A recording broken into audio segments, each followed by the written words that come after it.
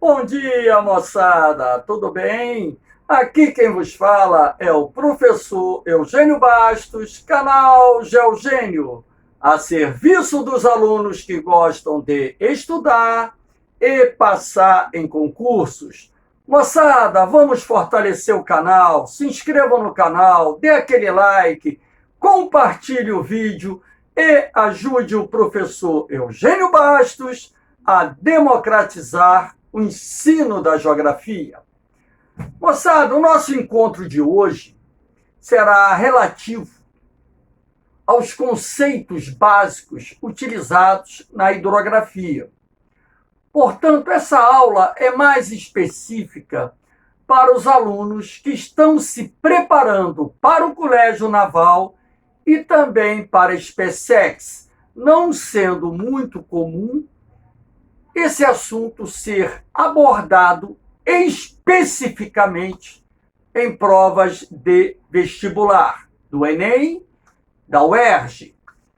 Vamos ver aqui o primeiro conceito, bacia hidrográfica. Temos um desenho mostrando aqui uma elevação onde é possível observar os traços azuis que drenam essa estrutura de relevo. Bacia hidrográfica nada mais é do que uma área drenada por um rio principal, seus afluentes e seus subafluentes. No mundo, logicamente, existem várias bacias hidrográficas, algumas das quais sendo consideradas as mais importantes do planeta, como é o caso da nossa bacia do Rio Amazonas, a bacia do Rio Mississippi, Missouri, nos Estados Unidos, enfim. Aqui nós temos alguns conceitos vinculados à hidrografia. Nascente, o nome já diz, é o local onde nasce o rio. A nascente está relacionada à montante dos rios. Quando você lê numa questão de prova o termo montante, esse termo significa alto curso de um rio. Portanto, a montante se localiza na área onde se encontra a nascente e também o alto curso de um determinado rio. Aqui nós temos o rio principal. Como eu disse, toda a bacia hidrográfica é formada por um rio principal, seus afluentes e seus subafluentes. Afluente, portanto, é o nome que se dá a um rio que deságua num rio principal. Subafluente é o nome que se dá a um rio que deságua no afluente de um rio principal. Aqui nós temos a foz, o local onde o rio deságua. E próximo à foz, nós temos o termo jussante. Jussante é a área que se localiza na foz e nas proximidades da foz de um determinado rio. A jussante é, portanto, o baixo curso de um rio. E normalmente nós temos também o médio curso de um rio, que é a parte intermediária de um determinado rio. O divisor de águas é a área ou o relevo, uma forma de relevo que pode ser uma serra, um morro, uma chapada, por exemplo, que separa as águas de rios que formam diferentes bacias hidrográficas, ou não, às vezes um divisor de água também apenas separa águas de um rio que, porventura, lá na frente irão se unir, pertencendo a uma mesma bacia hidrográfica.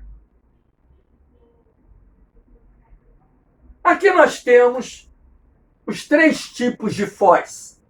Foz, portanto, é o local onde um rio deságua. E a foz, ela pode ser de três tipos distintos. A foz em estuário, quando as águas de um rio são lançadas no mar, no lago, através de um canal aberto, como vocês podem ver aqui nessa imagem. As águas sendo lançadas através de um canal aberto, percebe-se com clareza a cor barrenta da água, indicando que esta é procedente de um rio.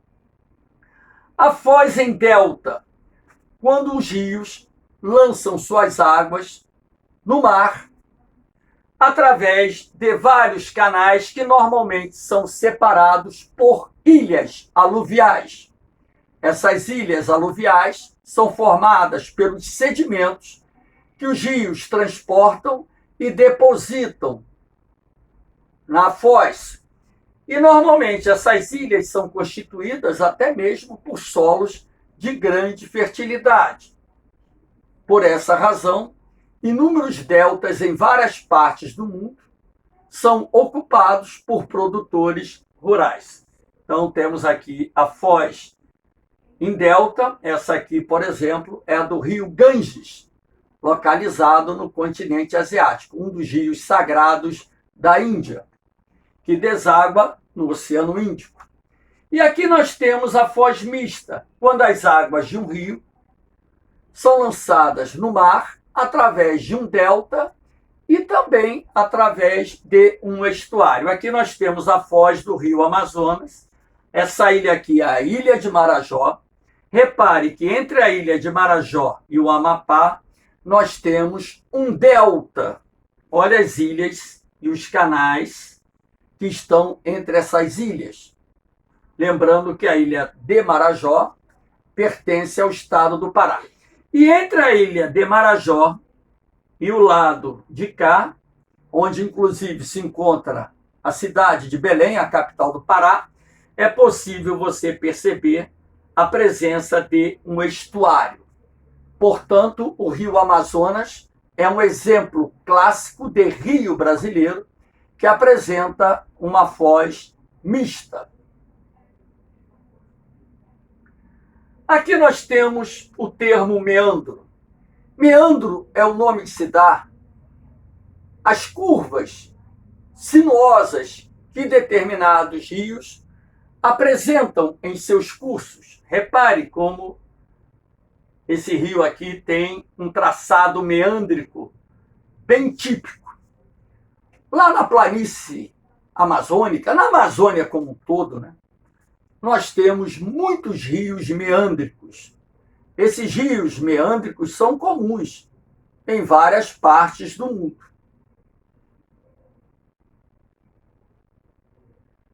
Centro dispersor de água. Centro dispersor de água é o nome que se dá a uma grande unidade de relevo, de onde provém as águas que formam diferentes bacias hidrográficas. Eu coloquei aqui um pedaço da América do Sul para que vocês pudessem visualizar os 3 grandes centros dispersores de água existentes no nosso continente. A Cordilheira dos Andes, na porção ocidental da América do Sul, o Planalto das Guianas, no norte do Brasil, estendendo-se pela Venezuela, Suriname, República da Guiana e Guiana Francesa. E aqui nós temos o Planalto brasileiro, que inclusive é o mais importante centro dispersor de água do Brasil. Sobretudo, um dos seus compartimentos, o Planalto Central, de onde provém as águas de vários rios que formam a bacia do Amazonas, a bacia do Tocantins-Araguaia, a bacia do Paraguai, a bacia do São Francisco e a bacia do Rio Paraná. O Planalto Central brasileiro é considerado a caixa d'água do Brasil, porque ali nascem rios que pertencem a inúmeras bacias hidrográficas encontradas no nosso país. Não confunda centro dispersor de água com divisor de água. Divisor de água é uma unidade de relevo que pode ser uma serra, que pode ser uma chapada, que pode ser um morro, enfim, de onde provém rios que pertencem a diferentes bacias hidrográficas ou até mesmo uma mesma bacia hidrográfica. Já o centro dispersor de água é uma grande unidade de relevo onde nascem rios que fluem nas mais diferentes direções, compondo as mais diferentes bacias hidrográficas. Aqui nós temos a imagem de um desenho de um divisor de água, para que vocês possam ter a ideia do que seja um divisor de águas. Repare que esse traço vermelho constitui a crista da elevação. E você tem um rio correndo de um lado, um rio correndo do outro, e é possível observar, inclusive, afluentes desses dois rios que nascem nessa forma de relevo. Então, é isso que nós chamamos de divisor de água. Cuidado, fiquem atentos. Regime de um rio. O regime de um rio determina a origem das suas águas. Portanto, os rios podem ter regime pluvial, quando as águas provêm das chuvas. Todos os rios que nascem no território brasileiro, olha o que eu estou dizendo, que nascem no território brasileiro são de regime pluvial, ou seja, suas águas dependem das chuvas. Regime nival, quando as águas de um determinado rio provêm da fusão da neve. É muito comum em regiões temperadas e frias do planeta encontrarmos rios de regime nival. Rios de regime glacial são aqueles cujas águas se formam a partir da fusão do gelo. Portanto, são rios comuns em áreas dominadas por climas frios. Venha ser ele o frio subpolar, venha ser ele o frio de montanha. Regime misto, quando as águas de um rio possuem mais de duas origens, podendo ser nival pluvial ou plúvio nival, como é o caso do rio Amazonas, cuja nascente, localizada a mais de 5.000 metros de altitude, é alimentada pela fusão da neve que se acumula no Nevado de Misme, onde se localiza a nascente do rio Amazonas. Todavia, a maior parte das águas do rio Amazonas provém das chuvas que caem na Amazônia sul-americana. Não se esqueçam, todos os rios que nascem no Brasil possuem regime pluvial, os que nascem no Brasil. Mas alguns rios que pertencem à bacia do rio Amazonas apresentam regime misto, ou seja, provém da fusão da neve que se acumula na Cordilheira dos Andes, nos seus pontos mais elevados, e das chuvas que caem na Amazônia sul-americana. Débito fluvial corresponde à vazão de um rio. Então, o débito fluvial ou a vazão de um rio é medida por metros cúbicos por segundo, que é auferida num determinado ponto de medição. Quando se diz assim, no período de cheia, o rio Amazonas chega a lançar 200.000 metros cúbicos de água por segundo na sua foz, estamos fazendo uma referência ao chamado débito fluvial. Logicamente que esse débito fluvial irá variar durante o ano, sobretudo porque nós temos um período de chuvas irregular. Tem épocas que chove mais, estações que chove menos, e em razão disso, a vazão de um rio se altera durante o ano. Perfil de um rio. Aqui nós temos o perfil longitudinal de um rio, que marca o ponto onde o rio nasce, até a sua foz no mar.